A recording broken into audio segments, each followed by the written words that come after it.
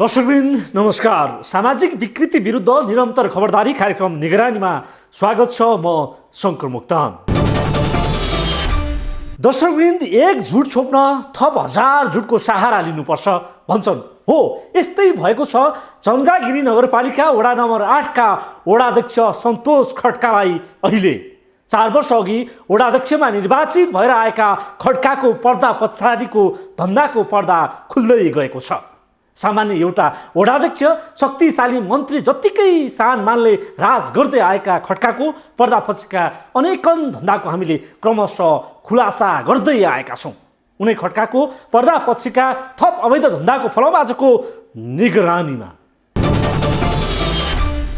वडाध्यक्ष खड्काको विषयमा हामीले यसअघि समाचार सम्प्रेषण गर्यौँ। समाचार सम्प्रेषणपछि आफ्नो धन्दालाई ढाकछोप गर्न अनेकन कुप्रयास गरे। हामीलाई धम्की दिनेदेखि शक्तिको घर दैलोमा समेत चाहर्दै आए।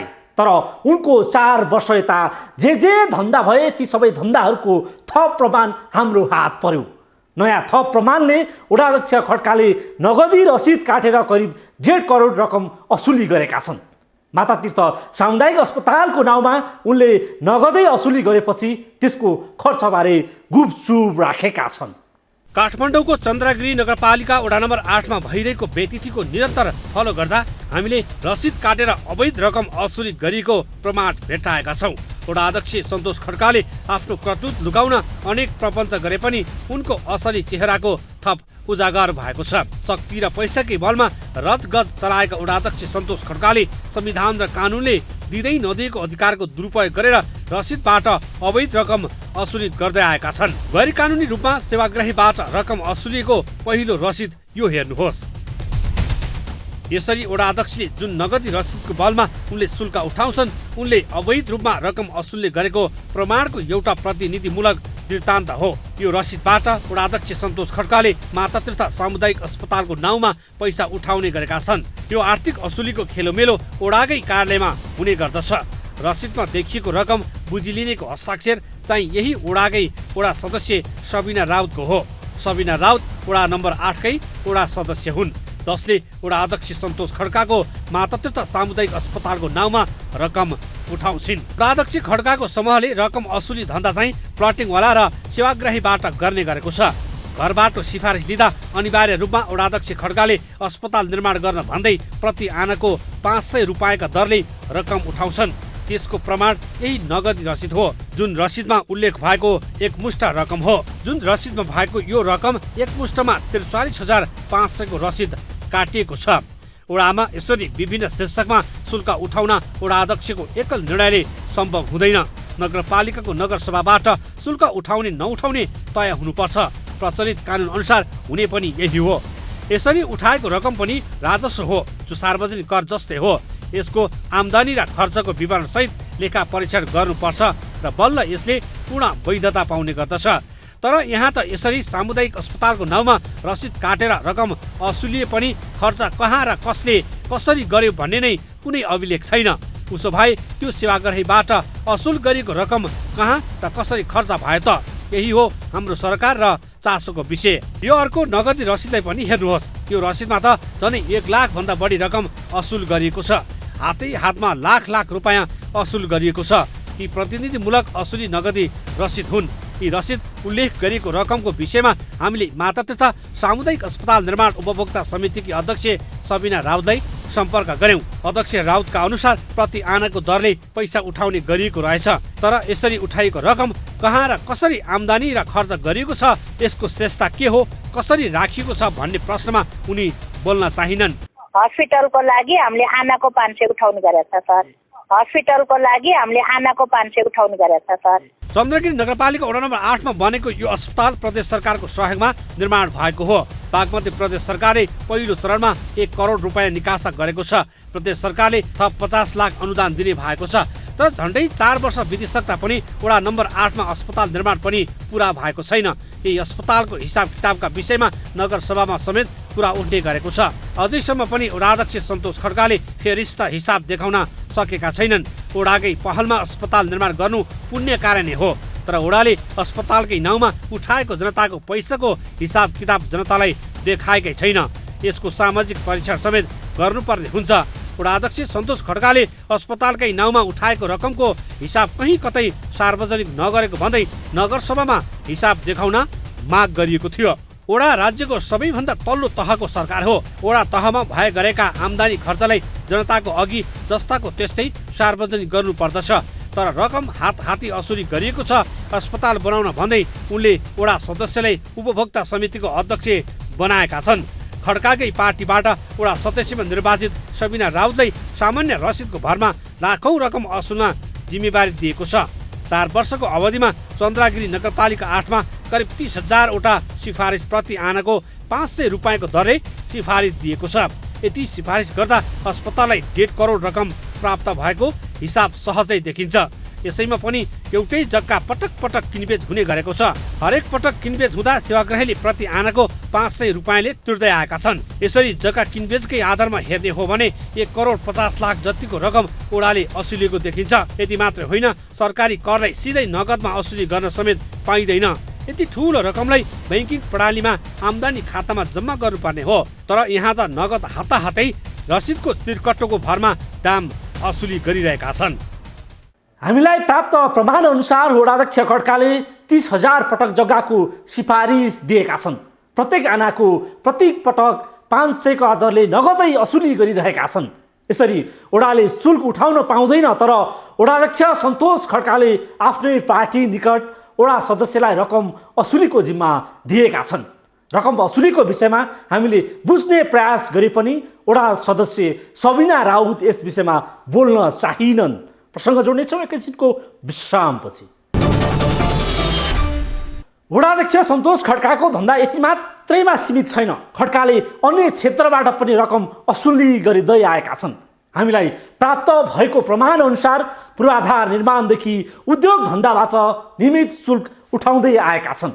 आफ्नै डिपो सञ्चालन गरेका वडाध्यक्ष खड्काले मापदण्ड विपरीत वडामा सञ्चालित हाइल्यान्ड डिस्टिलरी प्राली नामक रक्सी कम्पनीबाट मासिक रूपमै रकम असुल्दै आएका छन्। चन्द्रागिरी नगरपालिका 8 का वडाध्यक्षको अगुवाईमा अस्पताल सञ्चालनका नाममा मात्र होइन, उनले वडामा हुने हरेक पूर्वाधार निर्माणदेखि वडाभित्र सञ्चालित उद्योग कल कारखानाबाट समेत मासिक शुल्क असुल गरेको भेटिएको छ। वडाध्यक्ष सन्तोष खड्काले मासिक रूपमै अवैध असुली धन्दा गरेको सबुत प्रमाण ग्लोबल टेलिभिजनलाई प्राप्त भएको छ। लौ हेर्नुहोस्, यो सम्झौता पत्र यस्तो छ। मिति 2074 साल फागुन 23 गते, रोज 4 शुभम हो। 4 वर्ष अघि प्रथम पक्षको तर्फबाट चन्द्रागिरी नगरपालिका 8 का वडाध्यक्ष सन्तोष खड्का र द्वितीय पक्षको तर्फबाट हाइल्यान्ड डिस्टिलरी बीच भएको यो सम्झौता हो, जसमा 4 वर्षदेखि वडाध्यक्ष सन्तोष खड्काले सम्झौता नै गरेर मासिक रूपमै पैसा असुलिरहेका छन्। वडा नम्बर 8 मै सञ्चालित हाइल्यान्ड डिस्टिलरी प्राली नामको कम्पनीबाट वडाध्यक्ष खड्काले गोप्य रूपमा रकम असुली गरिरहेको प्राप्त पत्रबाट खुलेको छ, जहाँ वडाध्यक्ष खड्काले निर्धारण गरेको रकम मासिक रूपमा डिस्टिलरीले बुझाउने गरेको छ। सम्झौतामा विभिन्न शर्तहरू समेत राखिएको छ।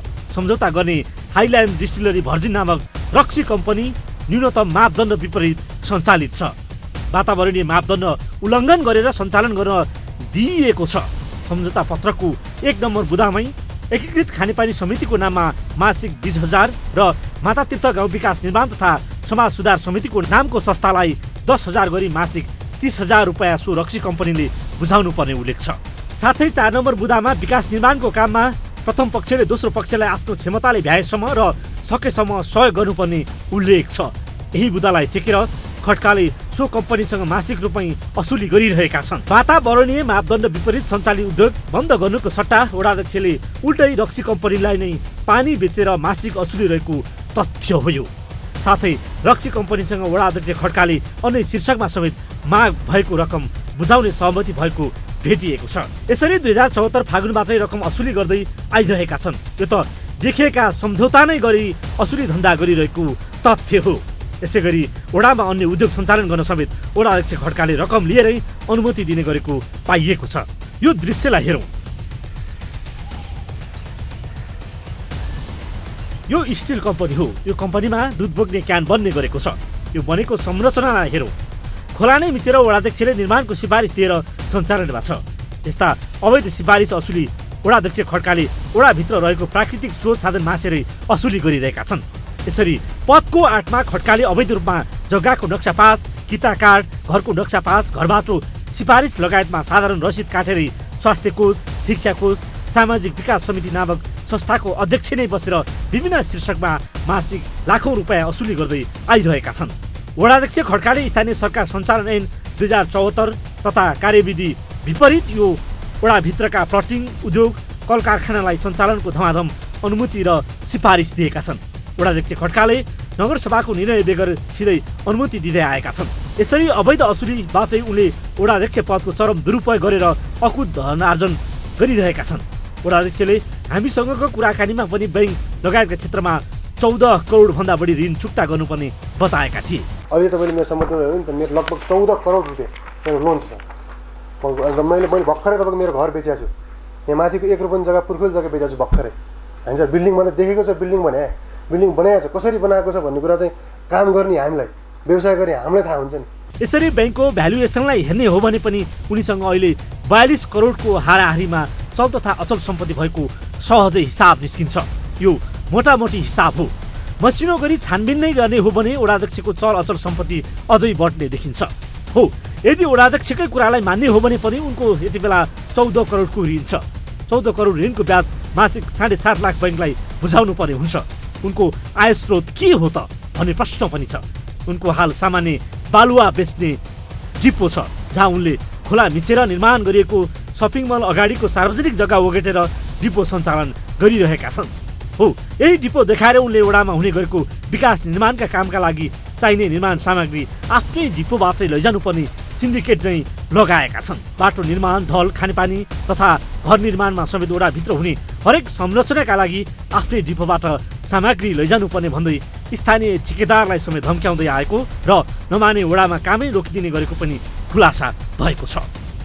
वडाध्यक्ष खड्काले स्थानीय सरकार सञ्चालन ऐन 2074 तथा कार्यविधि विपरीत सो वडाभित्रका प्लटिङ, उद्योग, कल कारखानालाई सञ्चालनको धमाधम अनुमति दिएका छन्। वडाध्यक्ष खड्काले नगरसभाको निर्णय बेगर सिधै अनुमति दिँदै आएका हुन्। वडामा सञ्चालित रक्सी उद्योगदेखि स्टिल उद्योगहरूले समेत वडाध्यक्षलाई मासिक शुल्क बुझाउनु पर्ने नियम बनाइएको छ। प्रसङ्ग जोडिन्छौँ एकैछिनको विश्रामपछि।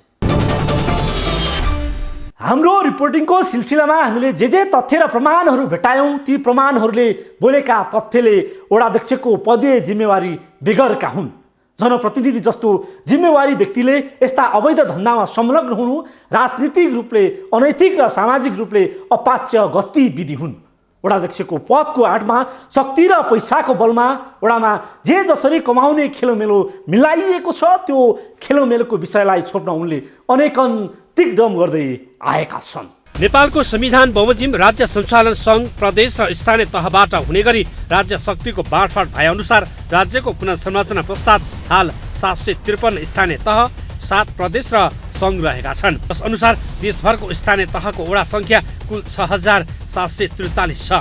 स्थानीय सरकार सञ्चालन ऐन 2074 ले स्थानीय तह र तिनका प्रमुखहरूको काम, कर्तव्य र अधिकार समेत निर्धारण गरिएको छ। तर अहिले धेरै स्थानीय तहका जनप्रतिनिधिहरू ऐन नियम विपरीतका कामहरूमा संलग्न हुँदै आएका घटनाहरू प्रशस्तै भेट्न सकिन्छ। स्थानीय तहमा भएका भ्रष्टाचार, आर्थिक अनियमितता, बलात्कारका घटनादेखि व्यक्ति हत्या जस्ता जघन्य अपराधमा समेत संलग्न र मिलेमतो भएका घटनाहरू यसअघिदेखि नै सार्वजनिक हुँदै आएको छ। यसैबीच काठमाडौँको चन्द्रागिरी नगरपालिका वडा नम्बर 8 का वडाध्यक्ष सन्तोष खड्काले संविधान र ऐनले नै नदिएको अधिकारको प्रयोग गर्दै असुली धन्दामा संलग्न रहेको प्रमाण हामीले फेला पारेका छौँ। उनले अस्पतालको नाममा अवैध रकम असुलीदेखि वडा तहमा अवैध प्लटिङ गर्न सिफारिसदेखि उद्योग सञ्चालन गर्न दिए बापत रकम असुलेका छन्। त्यो पनि यथार्थ लेखा परीक्षण समेत देखाएका छैनन्। के छ वडा अध्यक्षको काम, कर्तव्य र अधिकार? स्थानीय सरकार सञ्चालन ऐन 2074 को दफा 12 मा गाउँपालिका वा नगरपालिकाका वडा अध्यक्षहरूको 55 वटा काम, कर्तव्य र अधिकार तोकिएको छ। नाता प्रमाणित गर्ने, बहाल करको लेखाजोखा गर्नेदेखि नागरिकता लिन सिफारिस गर्ने अधिकार वडा अध्यक्षलाई दिइएको छ। वडा अध्यक्षको धेरै काम प्रमाणित तथा सिफारिस गर्नेछन्, जसमा निशुल्क तथा सशुल्क स्वास्थ्य उपचारको सिफारिस गर्नेदेखि विद्यालय कक्षा थप गर्नेसम्म छन्। तर चन्द्रगिरी नगरपालिका वडा नम्बर 8 का वडाध्यक्ष सन्तोष खड्काले भने तोकिएको क्षेत्राधिकार चरम उल्लङ्घन गरेका छन्। स्थानीय सरकार सञ्चालन ऐन 2074 को दफा 12 को 33 नम्बर बुदामा कर सम्बन्धी व्यवस्था गरेको छ, जसमा केबाट कसरी कर उठाउने भन्ने बारे भनिएको छ। प्रचलित कानुनको अधीनमा रही मालपोत तथा भूमि कर, व्यवसाय कर, बाल कर, विज्ञापन कर, सशुल्क पार्किङ, नयाँ व्यवसाय दर्ता, सिफारिस दस्तुर, सवारी साधन कर, मनोरञ्जन करको लेखाजोखा र सङ्कलन गरी सम्बन्धित गाउँपालिका वा नगरपालिकामा प्रतिवेदन सहित रकम बुझाउने भनिएको छ। तर उनले अहिले अस्पतालको नाममा रसिद काटेरै आम जनतासँग लाखौं असुलिरहेका छन्, जुन नियम सङ्गत देखिँदैन। यो अवैध काम हो। त्यस्तै अर्को बुदा हेरौँ। दफा 12 को उपदफा घ को बुदा नम्बर 4 मा वडाभित्रका उद्योग धन्दा र व्यवसायको प्रबन्धन गरी लगत राख्ने भनिएको छ। तर उनले वडामा कुनै उद्योग धन्दा खोल्न दिए बापत समेत विभिन्न समिति खडा गरेर सम्झौता नै गरेर मासिक हजारौं असुलिरहेका छन्, जुन कुरा ऐनमा उल्लेख छैन। विशेष गरी वडालाई सिफारिस र प्रमाणित गर्ने काम बढी छ, तर वडा अध्यक्ष खड्काले कुनै सिफारिस र प्रमाणित गरिदिन समेत रकमको बार्गेनिङ गर्ने गरेको र झुलाउने गर्ने गरेको स्थानीयको आरोप छ। सँगै उनले कुनै सिफारिस र प्रमाणित गर्न जाँदा आफ्नो पार्टीको मान्छे र अरू पार्टीको मान्छे भनेर विभेद गर्ने गरेको उनीमाथि आरोपको चाङ छ। स्थानीय सरकार अन्तर्गतको वडा सरकारका प्रमुख नै कानुन मिच्ने खेलोमेलोमा लाग्ने हो भने जनताले जनप्रतिनिधिलाई कसरी बुझ्ने, यो प्रश्नको तीर स्वयं वडाध्यक्ष सन्तोष खड्कातर्फ सोझिएको छ। यसरी 4-4 वर्ष पर्दाभित्रका खेलमेलो भइरहँदा पनि त्योभन्दा माथिका निकायहरू मौन भएको पाइयो। यसले के दर्शाउँछ भने काले काले मिलेर खाउँ भाले भने उक्तिलाई साबित मात्रै गरेको छैन, समस्या व्यवस्था र प्रणालीमा अविश्वासको पर्खाल खडा गरिदिएको छ। यसर्थ चन्द्रागिरी नगरपालिका वडा नम्बर 8 भित्र भइरहेको यस्तो गैर कानुनी कामको विषयमा अख्तियार लगायतका सम्बन्ध निकायको बेलायमा ध्यान जाओस्। हवस् त आजलाई यति। हामी निरन्तर निगरानीमा छौँ। नमस्ते।